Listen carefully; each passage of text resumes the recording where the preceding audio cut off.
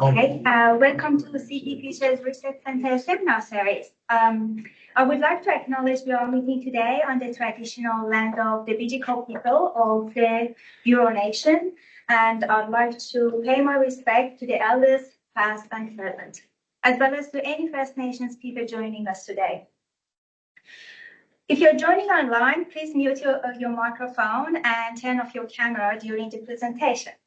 Once we get to questions and answers, you're welcome to turn your cameras back on and unmute yourself. You can also put a question into the chat, and my associate Maryam will be monitoring the chat for questions. Okay, and now I would like to hand it over to Associate Professor Brian Lee, who will introduce today's presenter. Thank you, Fatima. So welcome to the Sydney Future Research Centre seminar series again. And I'm here to introduce today's presenter, Dr. Maryam Bostanara. So she's the newest member to our Sustainable Mobility Research Program within the centre. And today she'll be sharing us with her previous PhD research, which was on explaining the household relocation using advanced statistical model. So thank you, and please welcome Dr. Maryam Bostanara.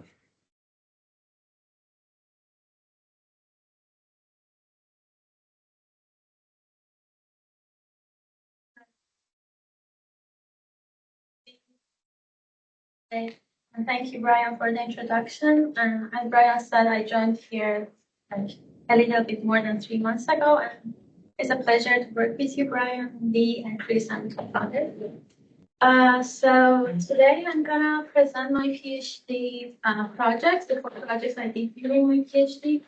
The topic, as you can see, is urban dynamics and household decisions using advanced statistical models in household decision making, in land use and transportation. First things first, I would like to that I did my PhD in the RCD Center, Research Center for Integrated Transport Innovation, or in short RCD, in civil engineering in UNSW. And I would like to pay my respect and acknowledge my great supervisor, who is actually here, Taha, and my co-supervisors, and Dr. Ali Najmi and Dr. Clara Grazian, who is a great statistician, and my collaborators, Amarin, Milad, and Josh from the US. Without these people, this thesis or this project, none of these projects would have been possible. So with that being said, I want to start with making some notes. My thesis was kind of methodological, so each chapter focused on different methodologies. So it took me enough time to learn them and adapt and use them. So it is hard for me to explain all of them in this one session, but I will provide a high-level overview of the framework, and any further discussion is welcome, and I would be more than happy to provide any further information later. So let me start with some statistics. Right now that we are sitting here, around 3,200 Australians are moving homes. And it's, when we put it together, it would be 1.14 million Australians who move annually. That's a big number. And even shockingly, almost half the Australians' population have moved at least once between 2011 and 2016. Why is it important? I'm talking about residential relocation, but I think it's evident to all of us that it is dependent to land use, and land use is interdependent with transportation. So this is a very important topic to work on. Now, let's make it even more clear. We human beings, or we people, make choices like residential relocation. And our choices make patterns, the patterns of the locations, the zones that are residential or non-residential, or patterns like commuting patterns. And there are some people who study these patterns and are policymakers, and they run some tests, they run some models, and based on these models and results, they create some policies that affect our cities, the transport, the land use of our cities, and these, the city that is shaped, again affects our decisions. So it is like a cycle that repeats over and over. Now, these policymakers need mathematical techniques. It could be sophisticated or it could be very simple, but then they need tools that are accurate enough to make policies that make more sustainable cities. Now, when we look at these kind of models, there are two different approaches. We could make aggregate models and disaggregate models. In terms of aggregate models, I think we are all aware of them. They are zone-based. They need smaller data. They have smaller data requirements. They are straightforward in terms of modeling. The computational time is quite fast, and they are less reliant on behavioral models and behavioral assumptions. On the other hand, we have disaggregate models, which are individual-based. They need comprehensive data. They are usually behavioral models. They are computationally complex sometimes, and they are capable of capturing underlying decision-making process. So this is where my research focuses on, disaggregate models. Now, when I look at what questions these models should answer, this is the process that comes to my mind. First, they need to answer the question of when. When people relocate? How long do they stay in their current residence? The second question is why? Why do they relocate? What impacts their relocation decision? The third one is where. Where do they look for a new home? Is it nearby? Is it far? Is there any accessibility needs? And the fourth one would be which option. So they are looking for different home locate. They are looking at specific zones, but which of the options they choose in the end. And all in all, we need a whole framework that puts all these questions together and can answer how people do what they are doing. So this is the whole framework of the thesis. I know it looks complicated. I will break it down. So first of all, we are looking at individuals as parts of households, which are parts of neighborhoods and parts of cities. So we get some information and features from each of them. So from individual and household, we get the specific characteristics of them, social dynamics, life course, and affordability. From household perspective, we could get accessibility, and from neighborhood, we could get transport network and sustainability that they are looking at around their home. And then we have market and economic narratives and social and environmental attributes. On the other hand, we are modeling decision making. So these decisions could be for short-term things like daily trip making or daily participant, or long-term features like education, occupation, investments, and vehicle and home, which are all interrelated. But is it possible for us to model them at the same time, simultaneously, or not? An open question. And then this decision making could be shared between the household members, or unshared, or somewhere in between, which should also be accounted for in the models. Then we have the choice process that I mentioned, the questions that the model should answer.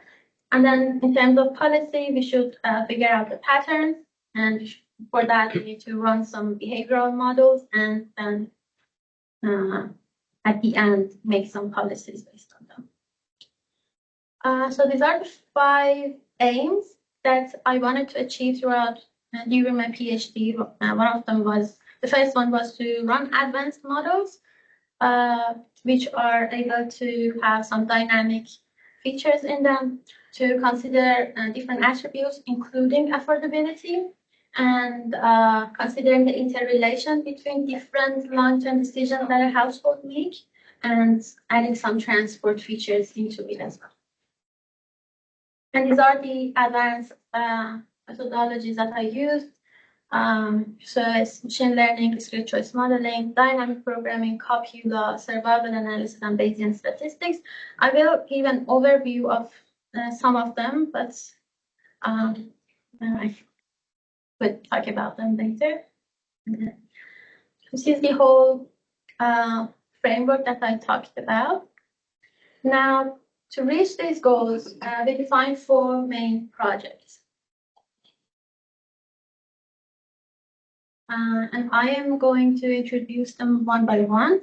So let's start with the simplest one. So the first project, we looked at answering 2 very simple questions: when people relocate and why. In order to do that, we collected the data from Sydney and Chicago metropolitan areas, Chicago, US. And what we wanted to do was to answer 4 main questions. How long do people keep their home? How is it related to the home and household attributes? When do they change their home location? And do they move their home after change in the household members, occupation, education, vehicle, or even birth of a child, or in short, after life course events? So this is what the data looks like. We asked about their current home location and their previous home location, and asked about every household member's job, education, vehicle ownership during the residence of these 2 home locations. So what we modeled here, we only modeled the residential relocation decision, and we got the impact of other life course events. So the thing that is modeled is home, and but the impact of education, occupation, and other life course events are also included. What we use as in terms of model, we use parametric time varying survival analysis using Bayesian statistics. Sounds complicated, I know, but it's not. So basically, I know all of you have run some statistical models. They are usually based on frequentist models. And what they do is that they give you some estimates, but the estimates are point estimates, right? So they gave you, for example, a number and a confidence interval. But what Bayesian statistics do, it brings in prior knowledge with the collected data and estimates a distribution, which is called posterior distribution. If you think it's subjective, you can use non-informative priors, which makes it even better, but it has some benefits. The benefits are that it is suitable for complex models with convergence issues, and it is also suitable if you have very small set of samples. Let's see what survival analysis is that I'm mentioning a lot because it is used in 3 chapters of, actually all chapters of my paper. So survival analysis is like very simple. Look at it as a very simple regression analysis. But this time we have some sensor cases as well. What it means is that, so in the data we have some previous home information and some current home information. For previous home, it is easy for us to calculate the duration people resided in their home. But for the current home, we know that they are currently living in their current home, but we don't know how much more they will stay. So it is a sensor value. In order to account for this information in the model, we used some methods called survival models. So the basic information about them is that they could account for sensor data and the output variable is positive, like here, time. And these are the types of results you get from Bayesian statistics. These are the distribution results. I'm not going into details because I'm going to provide overview of all other chapters, but these are the types of estimates that you get that are easier for running statistical inference on, which is quite useful. If you are interested in this work or any other one of them, I have provided the QR code. You can scan them. They are all available online and published. Now let's move on to the second project, which has kind of a similar idea, but this time we are using the same data set, but we are answering to other questions. We are answering how long do people keep their home, but how long do they keep their job as well? So we know that job and home relocation are quite related. When people change their job, it is possible that they change their home as well. So how are these two decisions related, and what are the impact of other variables on this home and job relocation decisions? So this is the main idea. This time we are again dealing with durations, but this time it is home and job. But as we have multiple people in a home that have different types of jobs, for example, if we might have two partners that each of them have a job and both of them could impact the home relocation, we consider a maximum of 2 jobs per household. And the way we do that is using another types of models, which is called copula. It helps us to model two output variables together, put them together with specific formulations. And this is the type of result that we get. And the different formulations can be used in order to model the timing of 2 jobs that we have. We could use, for example, we use Clayton, we use Frank, and we use Gumbel formulations.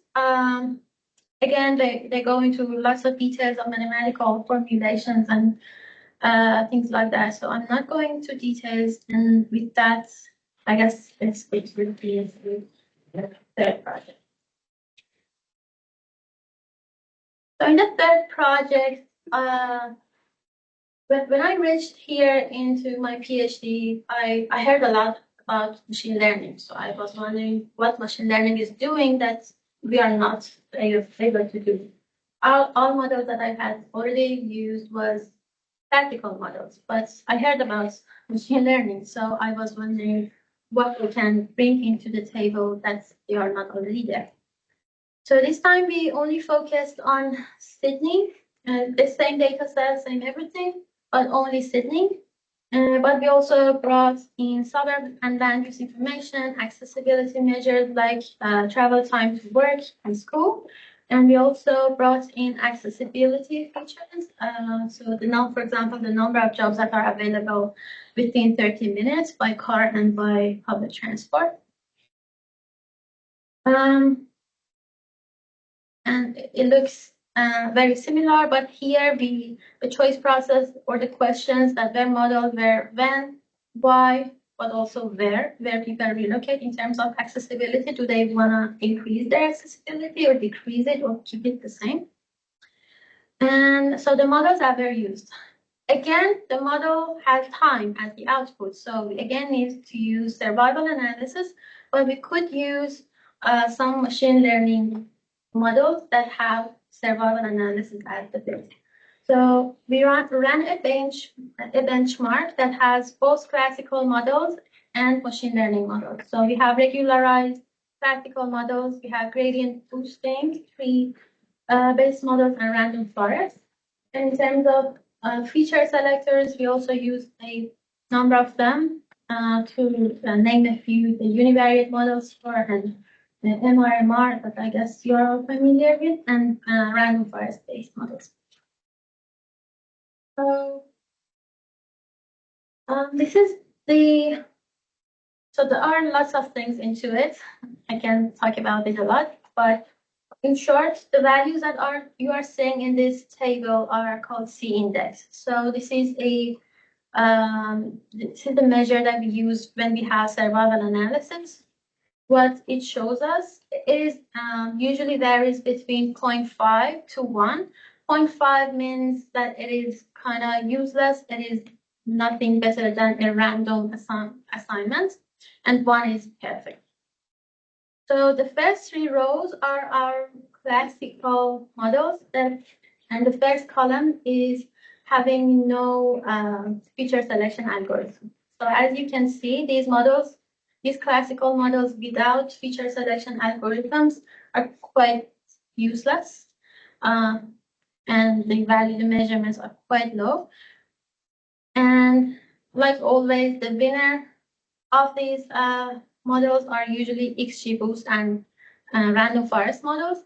But the interesting point here is that if we add feature selection algorithms even to classical models, we could get even comparable results. So we don't need to move to machine learning, even at least in this case, to lose kind of interpretability. I know there are discussions on that. We can add interpretability to machine learning as well. But generally speaking, we could keep classical models with all the benefits they have, but add feature selection, there is no harm with that, right? And I'm not gonna generalize anything here. It is all based on our data and based on our specific models. And moving to the final project that I'm gonna speak more on. So this is where we figured that, okay, we have considered classical models, we have considered machine learning, but we haven't been able to include all 4 questions in a single model. We need a framework. So this is when we decided to find a new framework. And what we found was dynamic discrete choice modeling, which I will explain in a bit what it is. But in short, we needed a data set that is longitudinal and includes household decision making over the years. So we use HILDA dataset. So HILDA dataset is a longitudinal data collected from Australian residents from all states every year. They cover lots of different questions, and some aspects come in and come out every wave, but in terms of residential relocation and job relocation, they have this information every year. So what we extracted, we only again focused on Sydney metropolitan area. We extracted residential relocation information, household characteristics, and job relocation and education. And we used also some external data like SAFA measure, travel time to CBD, average rent and sale prices at SA2 level, and population and employment. And we also needed to bring information about inflation because the study is going on from 2001 and 2021, so the values should be comparable. And if anyone here isn't familiar with SAFA indices are given by census. So what there are 4 main of them. So as you can read, there is one that shows relative socioeconomic disadvantage, and there is one that's socioeconomic advantage and disadvantage is shown by it, and so on.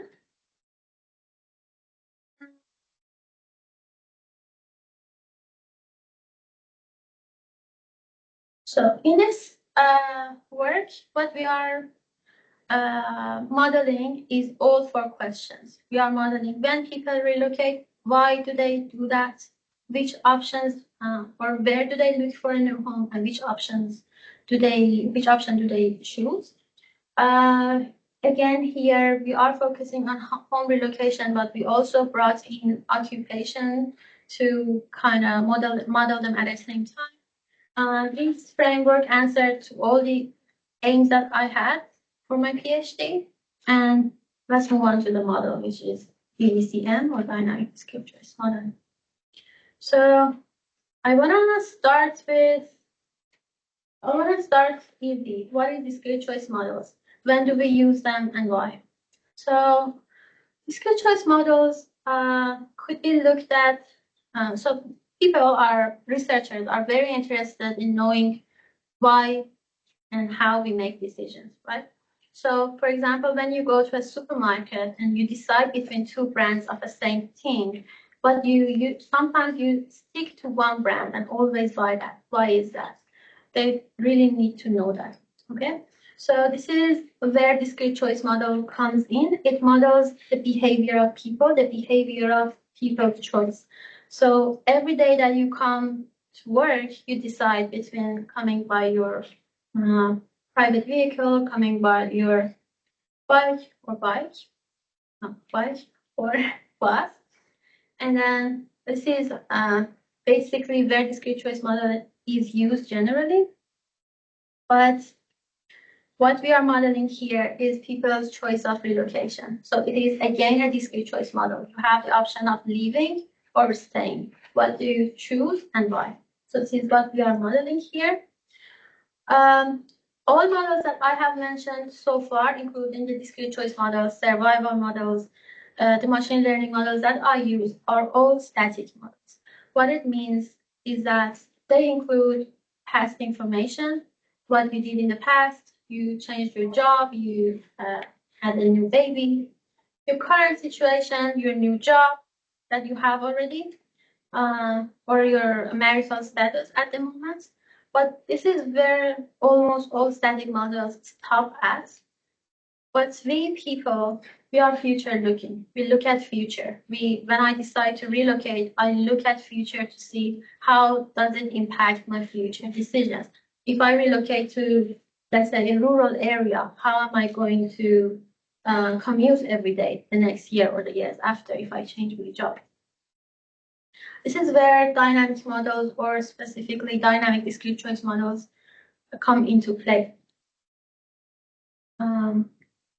Let's bring it up. So this is what is happening. We have here the data from wave 1 to wave 21. So this project was done almost 2 years ago. So at that time, we had access to wave 1 to 21. I guess we have access to 22 as well now, but we didn't have at the time. So imagine we are modeling people's decision at wave 10. We have the past information that they filled in the previous waves. We have the future information that they filled in the next years, but they didn't have crystal clear idea about it in wave 10. But something important to explain here is that we people, we look at future, but how far in the future? Do we look at, when we are deciding, are we looking the impacts of it in the 10 years coming, or is it just like 1 year, 2 years, or 3 years? This is unknown. So this is something that this is like a hyperparameter that we needed to include in the model and be able to run sensitivity analysis and figure out what value should be set. So we call this value future time horizon. In terms of data, we included both home attributes and some social demographic attributes as well. And this is how the decision process looks like. If you want to use static models, it's just a single part of, I guess you can see my pointer. So if we use static models, it's just a single decision model, single decision. Either they move or either they stay. But dynamic discrete choice model says, okay, if they move, they get a utility and that's it. But they have the option of staying in their current home, but also move in the coming years. So the options are either moving now or staying and moving the next year, or staying the next year and moving the year after. And even, let me explain utility here. So in discrete choice modeling, we have one topic or one underlying important feature that I need to explain, which is utility. So we assume that people, when they are deciding, they give utility to different options, and they choose the option that maximizes their utility. For example, the next time that you are going to buy a phone, you might get an iPhone or you might get a Samsung. So which one do you choose? You give utility to each of them. It might not be a numerical thing, but it is in your mind. You are looking at saying how much utility I am receiving right now or in the future years, and then decide the one. It might be the brand, or it might be the tools that you can use with that phone.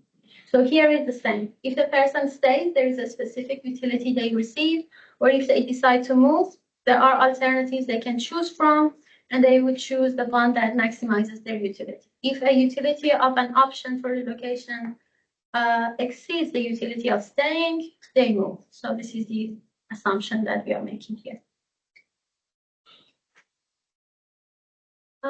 Mathematically, the utility looks something like this. So we have a maximization of relocation, which is specified by capital R, or staying, specified by S, plus the utility you get from future years.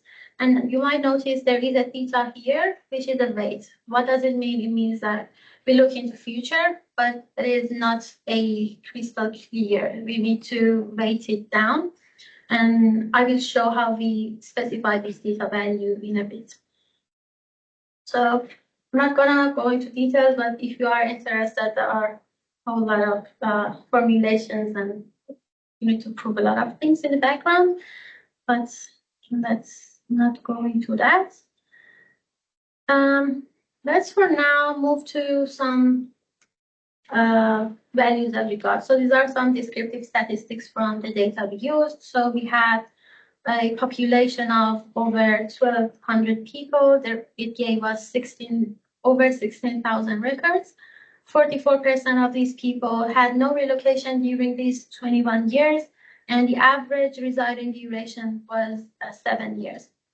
And 78% of these people were homeowners, and the average rent was 259, and the average mortgage was 429. Don't get surprised by these values. These values might seem strange. It's because they are deflated to year 2001.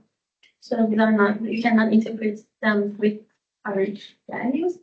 And the average distance to CBD is over 2 hours, and the average solar population was around 14,800. Now, in this study, we also included the role of affordability because I guess you're all feeling the pressure of on affordability. I know I am. So between 1980 and 2015, the ratio of house prices to average income increased by 78%.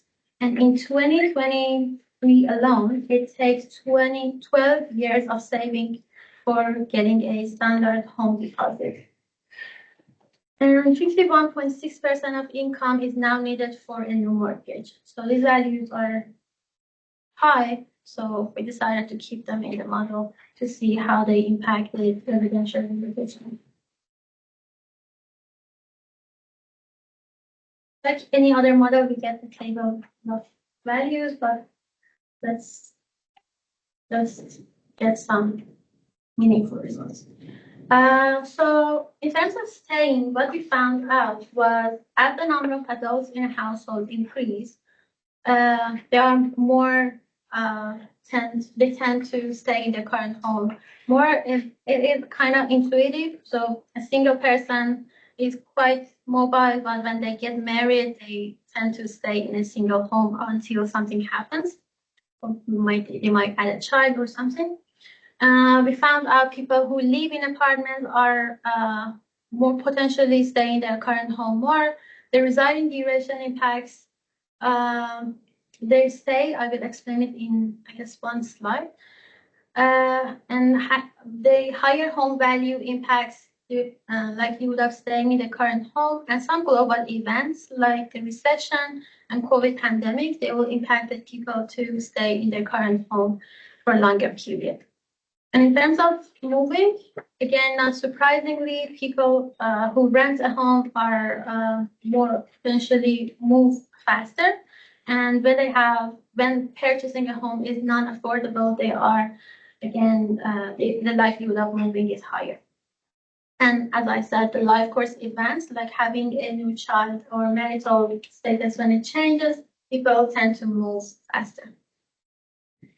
Now, in terms of zone selection, which zones people usually like to live in, what we found was that people like to, when they like to move towards areas who are closer to CBD. And they are looking for better economic and education and occupation profile. And also suburbs with denser population and higher advantage disadvantage profile are preferred. So these are all kind of saying the same thing. When you move towards CBD, it gets usually better in terms of economic and education situation, and they cannot the suburbs get denser. And also in terms of the zones that they avoid, when we have zones that have elevated rents and home costs, people tend to avoid those locations, and they also avoid locations that are far away from their current home.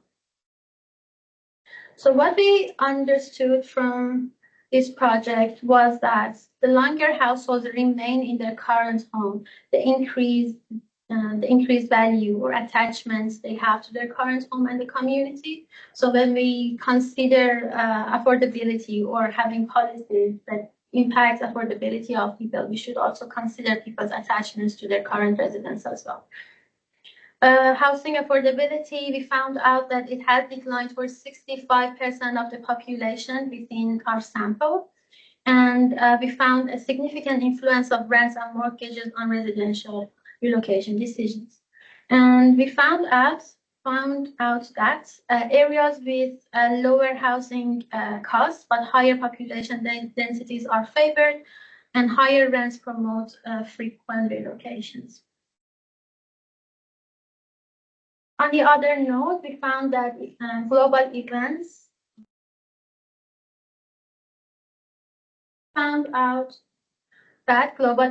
like the recession and COVID-19 pandemic had big impacts on residential relocation behavior. And there was some trends towards stability for people during those periods.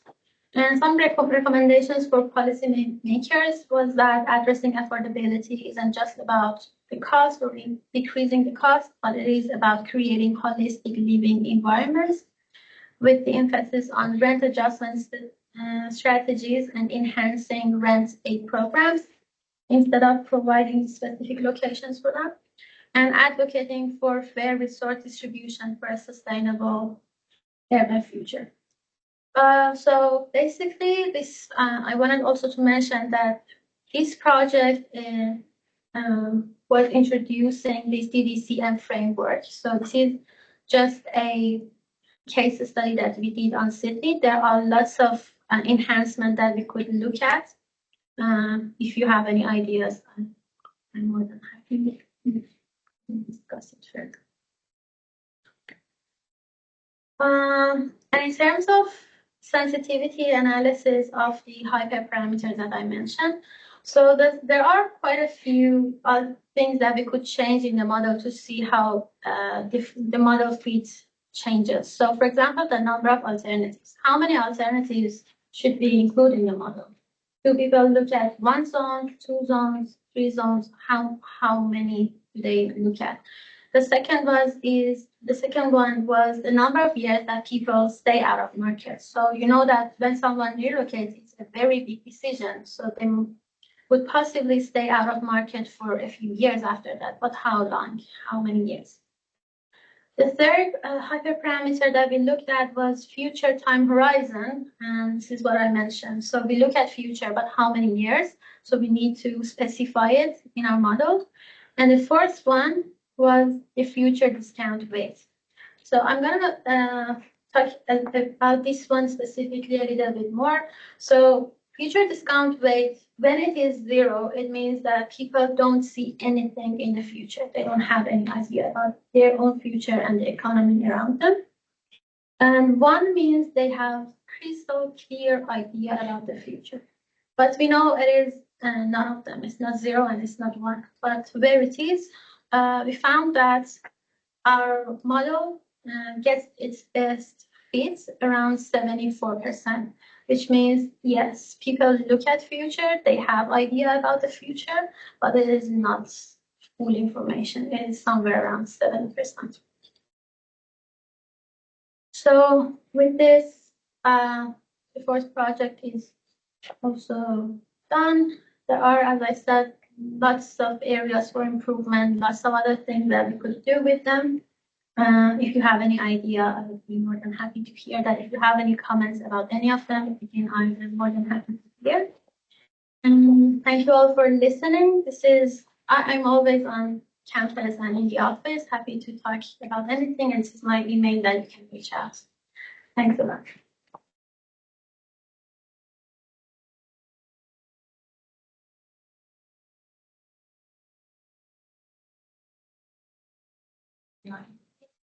I had a question.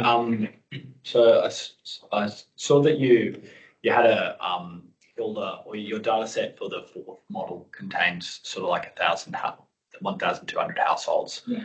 And the average commuting distance was 2 hours. I was wondering, how did you select that sample? So the sample is selected. So we brought in all the households that live within greater area of Sydney.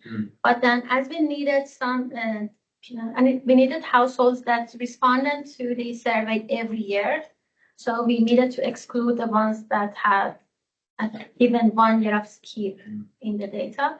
So that's unfortunate because we lost a lot of information with doing that. But this wasn't so we didn't select the households. We just excluded the ones that weren't suitable for our model. Yeah. 2 hours seems like a long way to the CBD if it's in the Greater Sydney area. But was that just a lot of people from like Blue Mountains region? I saw that. I could look into it to see what happens. Yeah. Was it their commute distance or just how far away they lived from the Sydney CBD? No, it's not their commute distance. It's not from CBD.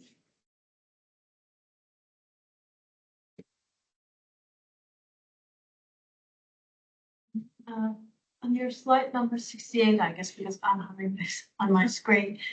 Yeah. You said that your findings shows with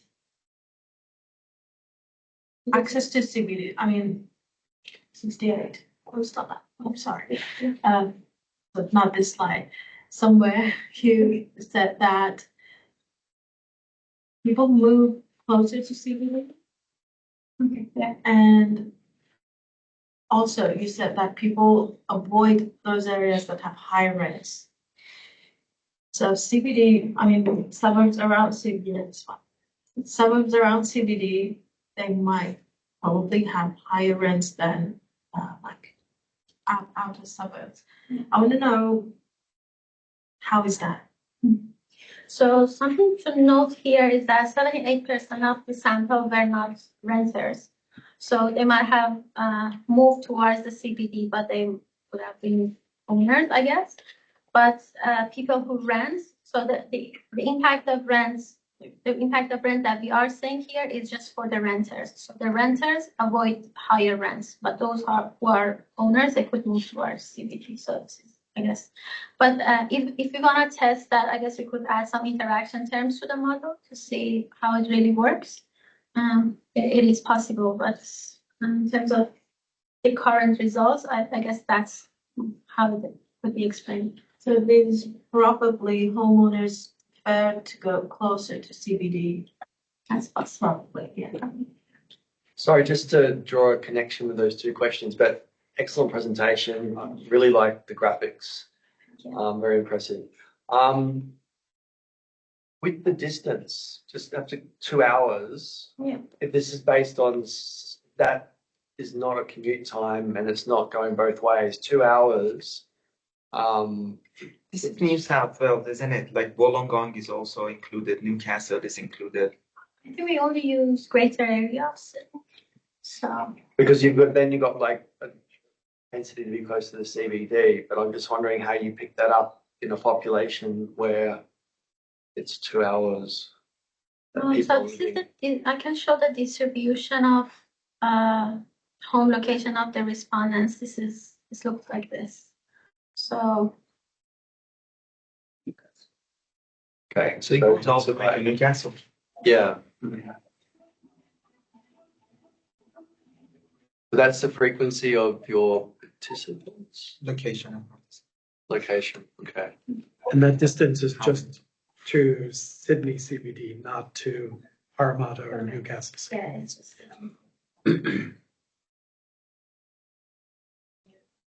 may I suggest that the distance to the CBD is interesting in knowing where the people were, but that doesn't mean that they want to move towards the CBD or that they may want to stay in the area. So it's a location, but it's not a desirable attribute or undesirable attribute. Yeah, that is actually correct. So we didn't have, so I guess with Hilda, since 2017, we have access to people's job location, but we didn't have this data for the other way. So if we decided to add the distance of people to their job location, it would have been perfect, but it meant that we should lose 17 years of data. So we use CBD just as a measure of people's closeness. It's an average, and I know it's not accurate, but this is what we had access to at the time. So yes, I agree. It doesn't show anything. It doesn't mean that people want to live close to CBD, but it is just what we observed. Can I ask another question? Did you have anything about the quality or type of dwelling that we're moving from and to? Like, were people moving from a house to an apartment or from an apartment to a house? Is it part of your study at all? It is an interesting topic, I guess, but no, unfortunately, we didn't include it in our study. Yeah.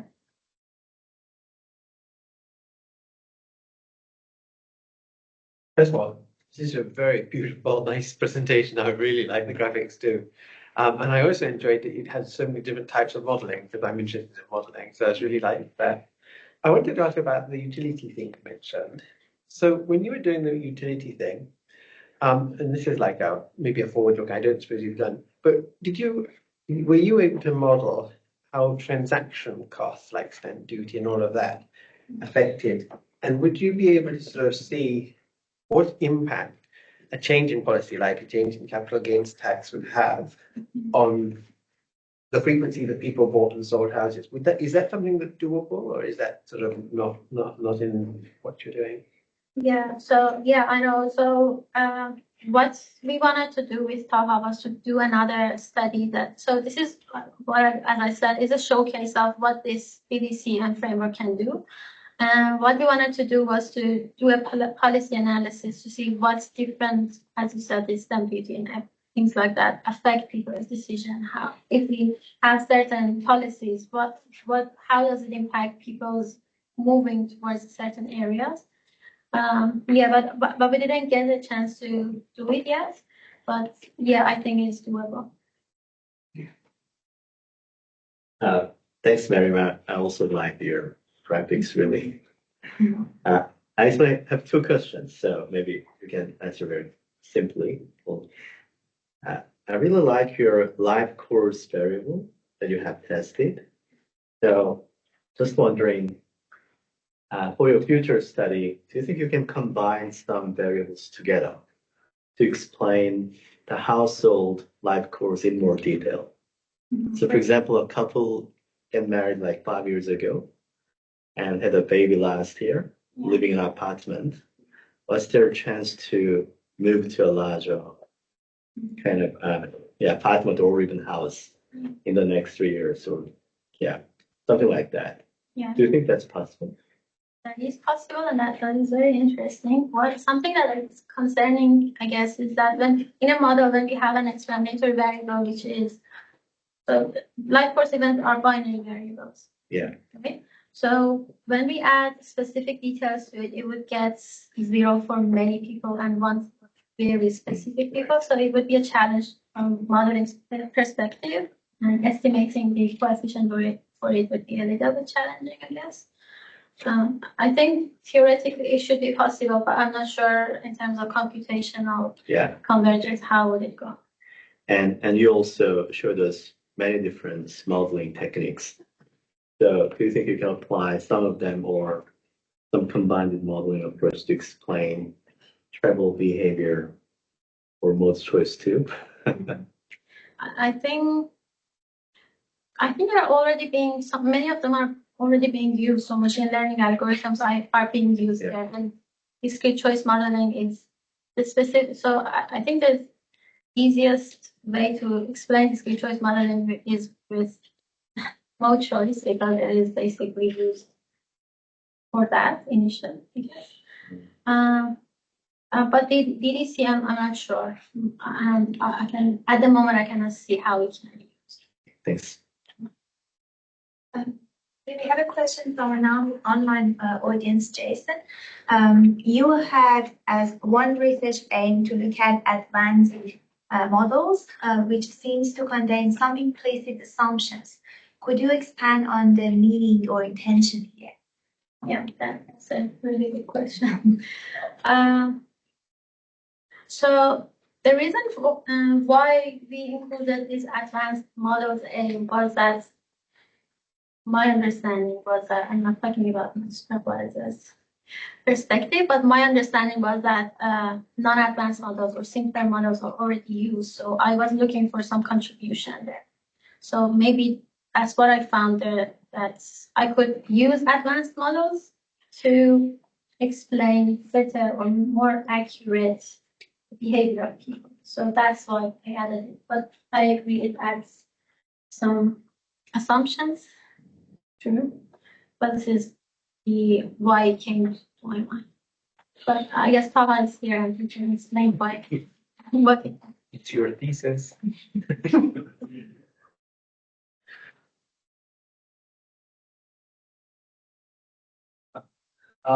Yeah, my question is like on a broader sense, like, for example, there are a lot of urban phenomena and distribution of like housing and the big population happens because of either one history, and then there is one speculation. So basically people do make their choices based on what has happened before, where they lived, where their parents are, where, and then there's like speculation as well, what they think might happen. How does discrete choice modeling capture that? Where would that go in that whole modeling? Yeah, so let's see if I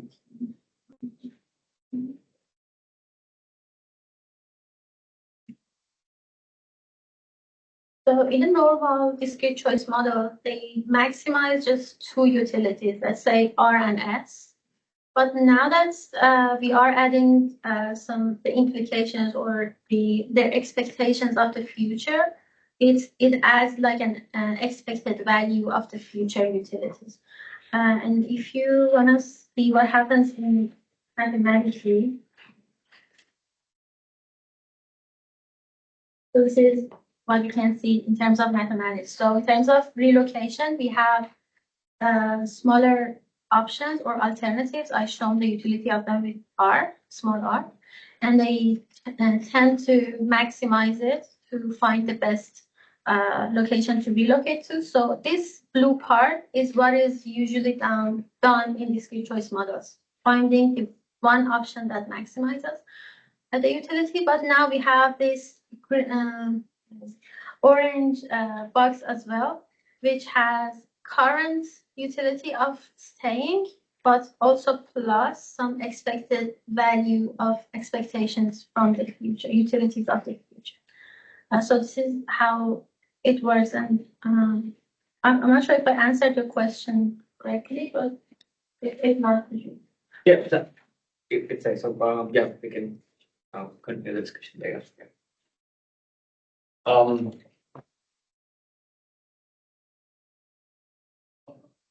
I was just going to say, I noted, so I think you said in your last model, the dynamic discrete choice model, that you answered all four questions, which is when, why, where, and which option or something. So it seems like the when part is quite self-evident because you're trying to predict in what phase they'll move.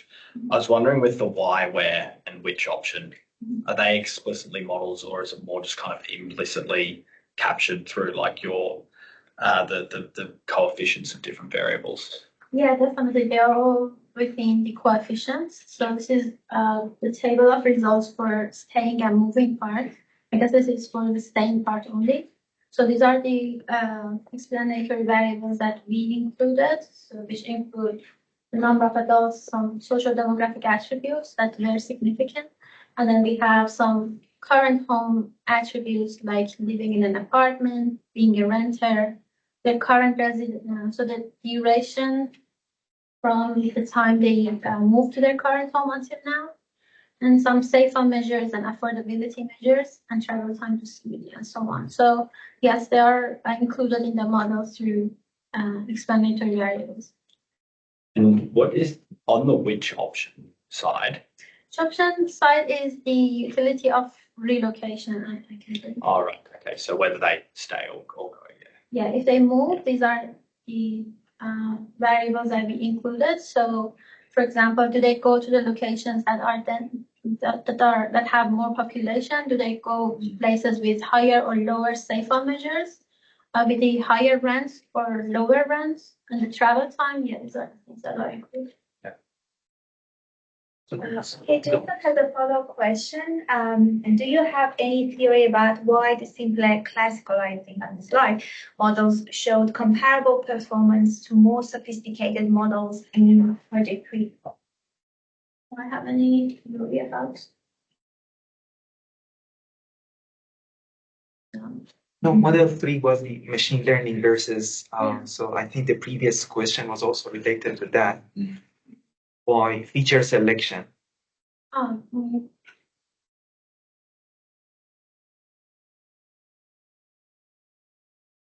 Yeah, so this is the results of this third project. So we have classical models on the first 3 rows and the other models on the other rows. We have the first column is when we don't use any feature selection, and the others are when we have specific algorithms for feature selection. So the thing is, the classical models, when they don't have any feature selection, they don't perform well. But something that is missing here, and I haven't explained, is that we could have some manual feature selection. I haven't included it here. When we have manual feature selection, definitely the performance of the model increases. But if you check the paper, we have compared these two as well. So we use the variables that we included in our previous study to see if our manual feature selection is good enough or is comparable with automatic feature selections. And the answer was that they are not the same. So again, automated feature selection is better. But about your question that you are mentioning, what is the theory, why the models show comparable performance? The answer is they are classical models, but we are still using automatic feature selection algorithms. And I guess that's possibly why the results are comparable. I think it could, like, potentially also the limited number of data points, because the machine learning models often need like a lot of data to learn those really deep relationships, maybe. That's possible, but I guess when we are getting performance of 75%, it is not very low and it's not that high. So it shows that the model is doing something and it is not bad. My understanding is that yes, data plays a big role, but I think you all work on residential relocation and housing. Housing is very hard to predict. People might move for many different reasons, and it is very hard to bring all of them into a single model. So I think that's possibly also because of the nature of this decision that is hard. Yeah.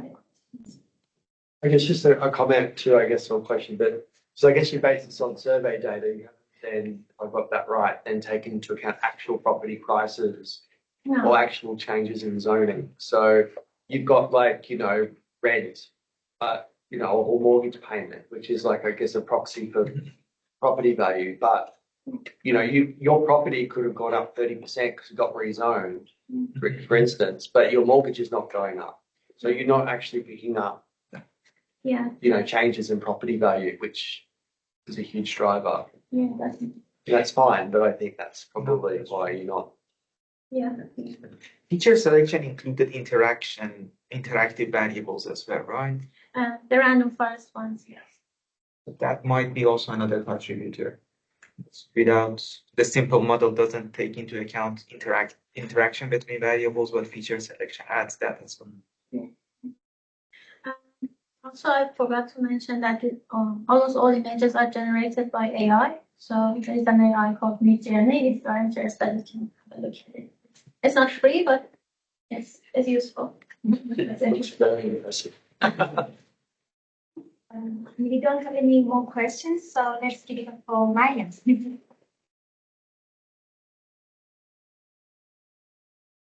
Thanks, everybody. And we will have our next seminar series in 2 weeks, and it will focus on our recently completed Agri project, it will be presented by myself, on the effectiveness of private rental assistance in managing access to social housing. Thanks, everybody.